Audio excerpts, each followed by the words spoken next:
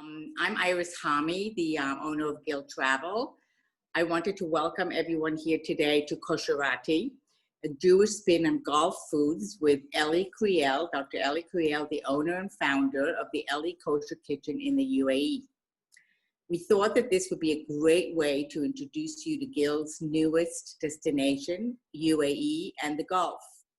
This will be the first of a series of introductions to the people, the places, and the course of Jewish community that we hope to travel together to face, once, of course, the skies open. So while we're living virtually, we want to offer you two things. We've developed an array of virtual tours from Jewish heritage to hidden secrets in masterpieces of the Louvre and so much in between. Now may be a good time to explore new opportunities and new destinations such as the UAE. So after you see the challah baking, which is actually a world, it seems to have turned into a world renowned challah baking which started with women from the Middle East. We chose November 5th, but we didn't know that this was actually, today was the world challah baking. Hi. But if you're interested in hearing about or learning about these virtual tours or going to the UAE and the Gulf, Rebecca, who is here with us, who actually planned all this with Ellie together with Ilana, is in charge of our guru of our Jewish content in all our trips. So you can be in touch with her or myself for these many opportunities. Is Ilana with us now? Right here. I mean, Ellie. I'm here. Can you hear me? Great, we can hear you. So now I wanted to introduce Ellie, who's so gracious to share her unique Emirate challah recipe with us this morning, as well as a little history about her personal story and how she landed in Dubai, as well as a little about the Jewish community of the UAE. So before I hand over the floor to Ellie, I ask that everyone mute themselves and invite you to write your questions to Ellie in the chat. Towards the end of the demonstrations, Rebecca will ask Ellie to address some of the questions from the chat. So Ellie, thank you so much, and I give the floor to you. Thank you so much. It's so lovely to be here and to meet you all. And I really appreciate the invitation to speak to you. I hope I'll be able to welcome you all to the UAE very soon. So I'm going to jump straight into it. So I came here in August 2013. It was just before Rosh Hashanah. We left South Africa, not because we had planned to, but everything that has happened to us over the last 8 years, and especially with Ellie's Kosher Kitchen, is something that was quite, let me say, beshirt. I mean, we had no idea that we were going to end up in the UAE and I was going to end up in kosher catering. I was actually, working at the University of Johannesburg. I'm a sociologist by profession.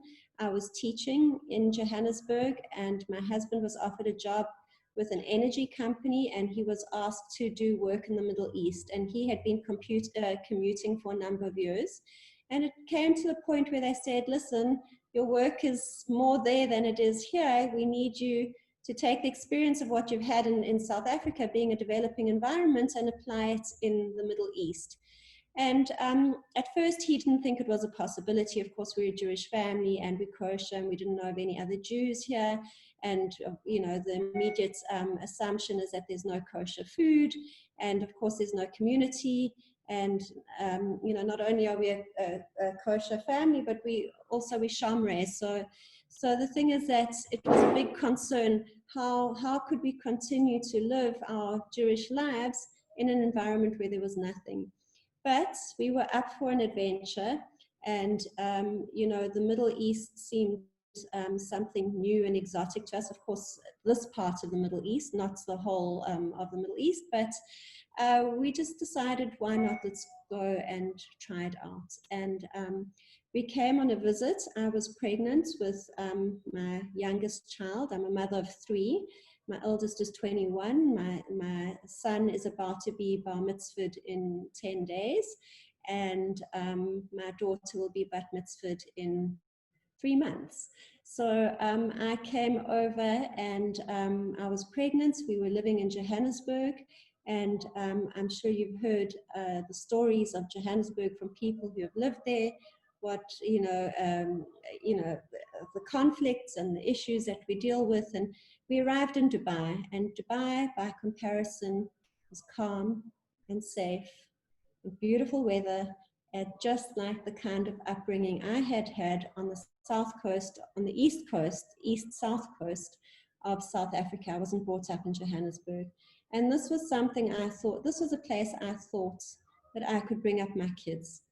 And we decided to take the chance, and we did a bit of a scouting exercise at first, and we found that there were a couple of other Jewish families here, and they had started to put the seeds down, the foundation for community. They were doing Rosh Hashanah and getting together for Shabbat dinners and that sort of thing. And we decided to move, and the move coincided just before Rosh Hashanah.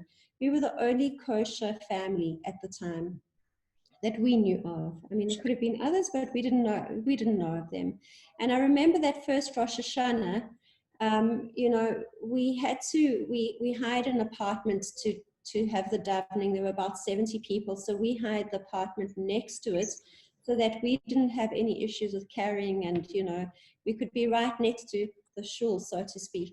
And because we were the only kosher family, they had been used to putting food out, but it wasn't anything we could eat. So 2 weeks after arriving, there I was hosting Rosh Hashanah in a 2-bedroom apartment, cooking for 70 people.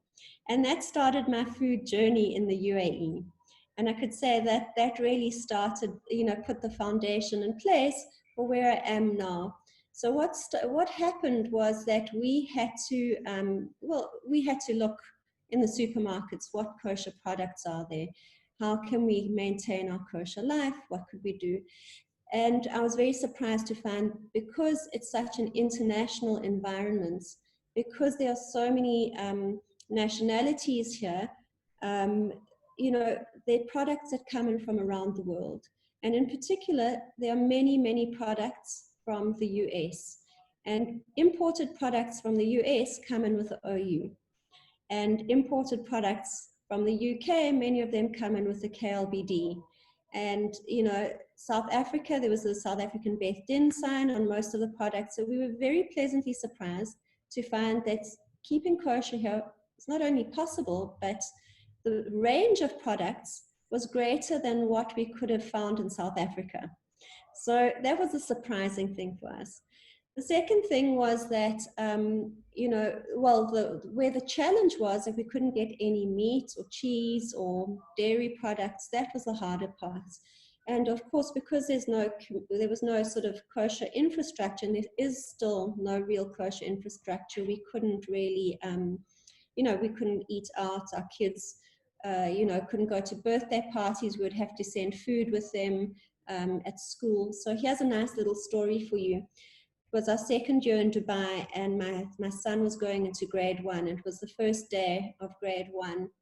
And we had decided that, we would be open with the school about our identity. It was an international environment, why not? So we went to the school teacher and we said to her, please, if there's any events at school that, parents are bringing food, or if there's parties or whatever, please let us know in advance. We're a Jewish family, we keep kosher, and my child can't eat those sweets, so we will send in for him. And she looked at me and she said, and it was her first day in a school in Dubai. She had just moved over to Dubai, and she smiled and she looked at me and she said, "That's so wonderful to know I am also Jewish. And not only am I Jewish, but the teacher next door to us is also Jewish." So this is the surprising element about Dubai. You don't know what you can expect, right? Because there are so many people here. And for the first couple of years, up until this normalization, in fact, no one was really sure what they could say in terms of their identity, how open one could be, how open, who you could tell, and what the response was. And I think that, depending on where you moved around in Dubai, you would get different kinds of responses. People in workplaces still don't want others to know that they're Jewish. You know, others don't really mind now, and they're happy to say it. But it's a different environment now, especially in terms of the relationships between, you know, well, not the relationship, but being Jewish in Dubai. Now it's like a different journey altogether. And, you know, it just, I had to think to myself, well, you know, it's a 7-year cycle. You know, 7 years is that life cycle idea, you know. And we've completed 7 years, and we've completed it in one particular way. And now I feel like I'm starting a new journey, a new adventure in Dubai, where it's a complete opposite kind of experience to what we had before. But anyway, that's how we got to Dubai, and that's some experiences. Of course, with me running Ellie's Kosher Kitchen, it's hard not to share my identity, right? It's ingrained in the name Ellie's Kosher Kitchen. And I can tell you that since I've been public about my kitchen, the service I'm providing, the response I've received has always been very positive, and I've had amazing feedback from Emiratis, in particular Emiratis seeking out Jewish food. And why are they seeking out Jewish food? Well, because they have studied, many of them in the US, quite a few in Europe, and they've encountered Jewish foods in those environments because keeping a halal lifestyle, they felt more comfortable eating kosher food because they couldn't find as much halal as they could kosher. And in that scenario, they made friendships with Jews, but they also became familiar with the food. So when they discovered that I was here and I was running a kosher kitchen, they were delighted. And I was getting many requests for babka and challah and matzah ball soup and matzah and all sorts of things. So that was really nice. Now with the normalization, you know, my son and my husband are walking around with their yarmulkes, you know, openly with their yarmulkes on, whereas before they wouldn't. But now the response we get is, you know, we'll be sitting somewhere and my son will have his yarmulke on, and we, you know, we will look over to, you know, left, right, whatever it is, and we'll see someone grinning at us, and then I realize it's because they've identified that we're Jewish. So, you know, over Sukkot, we were in a hotel, and this is what happened. So someone identified that we were Jewish, and they were grinning. So, you know, I interacted with them. I went up, they were Emirati, and I said, hello, how are you? And they said, welcome, welcome, welcome. It's so nice that you're here. They assumed that we were automatically from Israel. So I said, thank you. Well, I've been here for almost 8 years now. And they said to me, oh, you have? You come from Israel? I said, no, I come from South Africa. And then they lost interest immediately. You know, so the appeal now is with Israel and Israelis, and there's a great embrace. It feels like a family that's been separated. And I don't use that word lightly because it really does feel that, you know, it is a coming together of two people that really love each other. And I've seen Israelis embrace Emiratis very openly and warmly, and I've seen Emiratis embrace Israelis very openly and warmly. And it's an amazing thing to see. There's a lot of excitement. There's been tremendous celebration. And of course, it's changing Dubai every day because even we are not sure what's going to happen next. You know, we live here, but we don't know what to expect. And when I say it's changing Dubai, it's changing it in the sense now you can travel. Before if we wanted to travel to Cyprus, we had to go through Turkey, Jordan. I mean, not to Cyprus, to Israel. We had to go through Cyprus, Turkey, or Jordan, or maybe, you know, another destination. But now the idea that you can fly directly, it's like crazy for us, you know.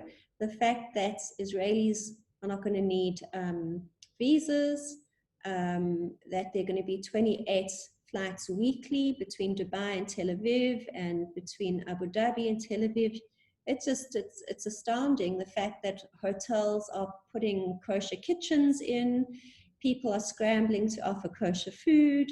It's mind-boggling. But anyway, that's a bit about me and my experience through this process, and also a background as to how I got here. Just to give you a very brief overview of Dubai. Yes, so Dubai is a city in the United Arab Emirates. Abu Dhabi is the capital. Dubai is an hour away from Abu Dhabi, approximately an hour. Abu Dhabi is like Washington and Dubai is like New York, the equivalent, right? So there's a different vibe in the city. Washington is Abu Dhabi is the big city with government officials. It's very formal. It's very grand. Dubai is the happening city with lots of energy, lots to do, and it's a very exciting place. The United Arab Emirates, as you know, is in the Arabian Gulf, next to Oman. It's got, let me pull up the map. I want to show you the map, and I want to speak to you about Kosherati. We're next to Bahrain. Well, Bahrain's a little island close by. Just going to put up the map here. I'm going to share my screen if you give me a second, please. And then I'll talk a bit about. Can you see the map? Yes? Okay. So here's the United Arab Emirates. We've got Saudi Arabia. Okay, we've got Oman. Here's Qatar, Bahrain, a little island over there, Kuwait. Now these countries are called the Gulf countries. We've got Iraq over there and Iran. So we're right across the water from Iran. In terms of the culture and the food, because there's such a large desert here, I think it's something like 100 millimeters of rain a year in these areas. It's affected the lifestyle quite a bit, the natural sort of Emirati lifestyle quite a bit. But United Arab Emirates, I know it looks very small, but it's got actually the longest coastline out of all of these countries in the Gulf. And traditionally, it was a country that relied quite a lot on pearl fishing, especially obviously on the coastal areas, until oil was discovered. And now it's become more of a sort of a service-driven, finance-driven economy, and it's an attractive people from all around the world. Now the influences, especially on the food, come from these countries. The influences are from Iran, quite a lot of the Asian of the Asian countries, specifically India. The joke is, what is the best city in India is called Dubai, and you have so many people coming into Dubai from around these areas that of course they've influenced the kinds of foods. So when you look at the foods that are very typical in these countries, they call it Khaliji kind of foods. Khaliji is an umbrella term for this area. And the main flavors are cardamom, saffron, and cardamom, saffron, and rose water. And not only that, of course, being desert, there's a lot of dates.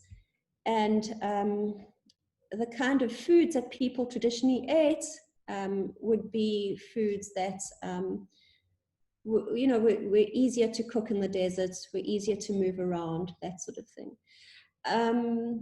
There was something I wanted to say about that, and it's just gone in my head and out my head.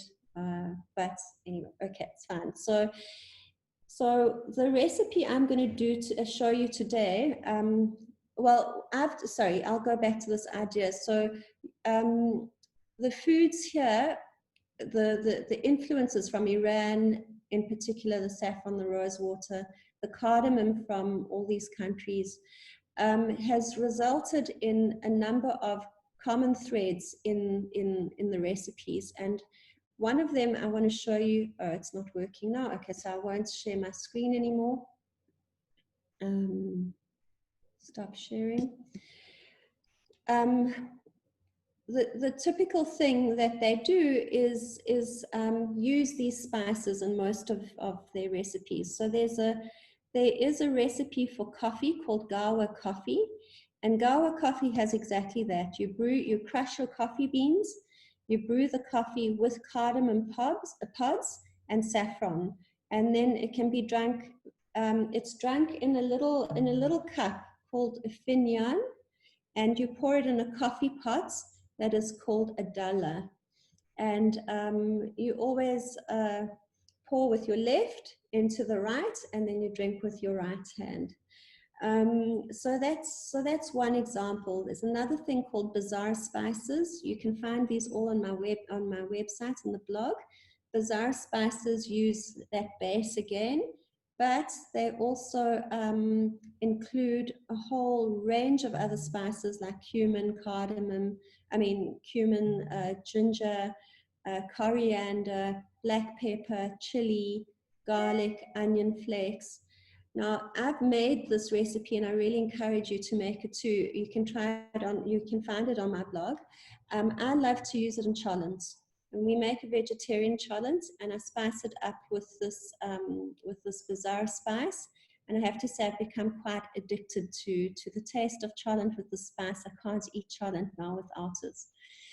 So this has developed into what I've called Kosherati. Because we were kosher and we couldn't experience the foods around us, especially Emirati foods, I started experimenting with a number of recipes, and these recipes I've adapted to make them kosher, because we can't eat all the ingredients, but also it allows me to taste their foods. And this is what I wanted to show you today, is the recipe for making challah, which I've developed from a bread that is made called khamir. And khamir is actually a flatbread. And a flatbread, it's made again with saffron and cardamom. And on top they sprinkle black and white sesame seeds. So I thought that I would combine that into my challah recipe and see what it's like. And I also added in dates. And I have to say it's something that is really delicious. So I can demonstrate that now to you. I don't know if you can see my table. Okay, so here I've measured out the flour already, and I didn't think to bring a wooden spoon. I'm using brown sugar. I don't know if you can see me. Can you see me? Yep. Okay. Okay, there we go. Okay, so I'm using brown sugar just to give it more of a darker texture, or color rather. I've got the cardamom already. I'm going to throw that in, half a teaspoon of cardamom. And I have done my eggs, my oil, and my yeast is ready. What I've also done is I've soaked some dates, about a cup worth of chopped dates in water. Okay, and I'm basically going to throw it all into this pot. Oh, and don't forget the saffron. So the saffron I've diluted. I don't know if you can see it. The saffron I've diluted. I'm going to throw the water and the threads in with all of this. Actually, the way that I like to do it is I like to combine the liquids all together. So I'm going to put the eggs, the saffron in with it, and the oil, and beat it up.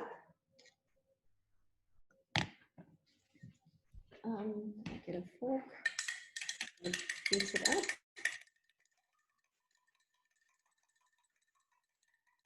Okay. The saffron gives it a rich color. First, I'm going to put my yeast. I've got my yeast that's activated, adding it in. Then I'm going to put in the egg mixture. And then I'm just going to mix it all around and then knead it. Once it's kind of formed into a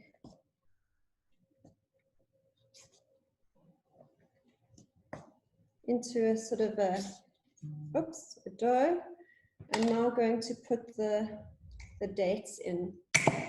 And now this is where I have to stand. It's pretty messy, but that's what happens. And that's the mixture. You can obviously adjust the amount of dates you want in it. And you can play with the sugar, obviously. You can also use honey, raw honey. What's also delicious with this is silan, the date syrup. Once this is all mixed, you let it rise, and then you can obviously braid it in whatever shape. Once it's braided, again with the egg mixture, I always mix a little bit of egg with a drop of oil, and then I put the remaining saffron threads into that egg, and then I brush the top of the challah with it. Once it's done, again, it gives it color, and then I put the black and white seeds on top. So let me see if I can get this to stand. And I'm going to stop at that now because we're going to, obviously we don't have enough time to see it rise, but you should see enough dates in it. For me, the taste of the dates is just gorgeous. The cardamom with the saffron is also a beautiful combination. The cardamom is quite strong, so I wouldn't put more than half a teaspoon, and it needs to be crushed. So you can crush the pods, and you could roast them first, and then you could crush the pods, and then just take out the seeds, and or take out the shells rather, and then crush it until it is like powder. And that's what I did in that's what I do in Dubai. I buy my spices whole, and then I prepare most of them myself. So that's my demonstration for now. My hands are quite sticky. Rebecca, over to you if there are any questions. I see, if I see correctly, I think there's Beth in the audience, and Beth was also part of our community. Beth, is that you? I've missed you. Yeah, likewise. And your son is just so, yeah, I saw him on Facebook the other day. He was, I remember he was bar mitzvah, he was younger than bar mitzvah when he was here. Absolutely, yeah. Anyway, any questions? Ellie, there, one question was, what kind of dates do you use? There are so many varieties of dates in the UAE. And for me, one of the best things around moving into summer is watching the different date palms on the streets bloom, you know, or rather all the fruits come to, you know, they develop. So you get various kinds of sweet dates. Some of them are yellow, some of them are very dark brown, some of them are quite soft. But what I've used today are these dates. These are local dates. They look a bit like medjool, but I actually don't know the name of it because they were giving the name of them because they were given to me as a gift and they didn't have a label on. So they're quite large. They look like, I don't know if you can see them.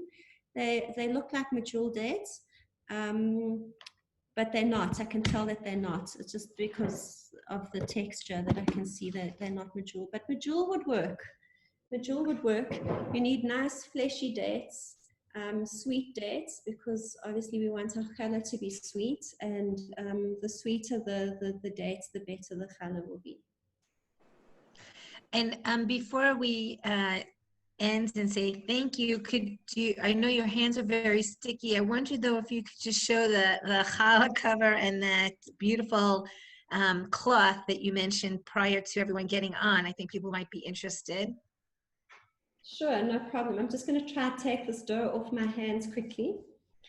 Okay, so this cloth here is called sadu, and and sadu is, well, so this is it. It's got, can you see? Yes. So so this cloth has got patterns on it that represent the Emirati people. So you might see similar kinds of cloths in Jordan or from Palestinians or from other peoples in the Middle East, but they are differentiated by the pattern on the ribbon. So that's called sadu. And they use sadu. Traditionally, sadu was used on camels, you know, for the saddles, or blankets on the camels. They use them on cushions in the tents. You know, it's a very traditional thing. Some rugs are made out of them.